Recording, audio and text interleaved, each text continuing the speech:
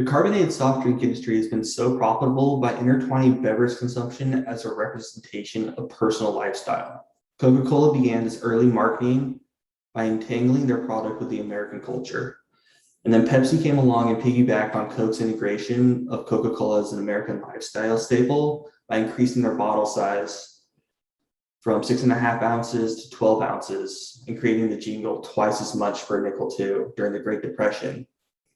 And in 1942, during World War II, due to their dominance in interweaving into American culture, Coca-Cola was able to receive an exemption from the sugar rationing to allow them to continue to produce their beverages for the military and retailers servicing soldiers. This allowed Coca-Cola to become part of the American lifestyle, and it has allowed Coca-Cola and Pepsi to become such a profitable part of the carbonated drink market. And the Five Forces model shows how easy it was for Pepsi to enter the market as a substitute, while both Pepsi and Coca-Cola retain their unique, individual, and distinctive brand images that create a cult-like following by their consumers. Further, the two giants have vacillated between capturing and giving up more of the value they create with suppliers and buyers by creatively innovating the way that their products are manufactured and distributed. Moreover, both companies have been able to reinvent existing products while manufacturing new products designed to combat the social, cultural, and legislative changes stemming from research linking consumption of their products with health issues such as obesity. The result is an intensive rivalry that has and continues to revolutionize the carbonated and now the non-carbonated soft drink industry, and has allowed both Coke and Pepsi to become more consolidated and efficient with their methods to manufacture and distribute their products both domestically and internationally. As Coke and Pepsi grew, they produced great value yet were unable to capture it, thus being at the mercy of their concentrate and bottlers, their suppliers and buyers, and significantly impacted their overall profits. Concentrate producers required little capital, while bottlers were more capital intensive, requiring packaging and vehicles for distribution. Thus, concentrate and bottlers joined together, with concentrate leading in negotiating contracts with nationwide retailers and being able, for the most part, to dictate their pricing.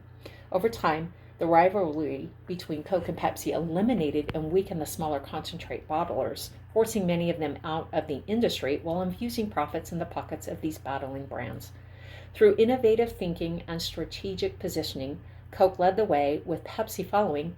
Coke and Pepsi were able to capture the value they were producing by purchasing these smaller concentrate bottlers, injecting them with the cash required to sustain them, and then establishing and utilizing these entities as their independent subsidiaries to significantly reduce their costs.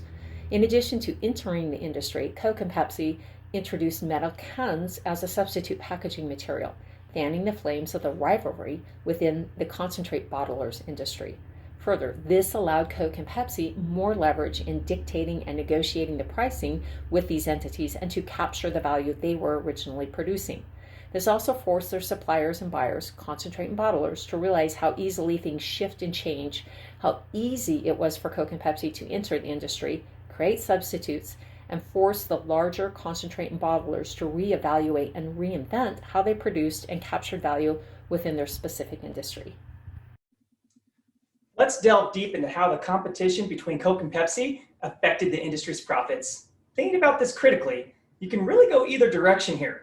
On one hand, you could say there was so much brand loyalty with the customers between Coke and Pepsi that there just wasn't enough room for the smaller guys. Think Dr. Pepper, Canada Dry, Sunkist, A&W, hence why the smaller companies sold several times throughout the 1980s.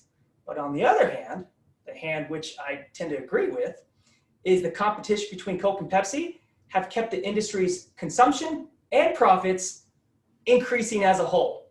Further, carbonated soft drinks accounted for the largest increase in consumption from 12.4% in 1970 to 28.3% in 2005, the largest increase in all categories of beverages. The battle without the blood has become a representation of American culture globally and is significantly embedded in American culture. Ultimately, a a strategic and frankly quite genius move by Pepsi in Dallas, Texas, with the Pepsi Challenge, increase consumer brand awareness, and uniquely help consumers to distinguish the subtle taste differences between not just Coke and Pepsi, but all carbonated soft drinks, increasing industry profits as a whole. Okay, for the last question about how Coke and Pepsi can sustain their profits during this time of diminishing demand, as we came up with, they can focus on growth in global expansion. There's a lot of third world countries where they're not as health conscious as what we've become here, and a lot of room for growth there, as a lot of those other countries, such as like the Dominican Republic, for example, have Cola Real, which is their own brand. They also have Coca-Cola, but it's not as big as some of their own brands there.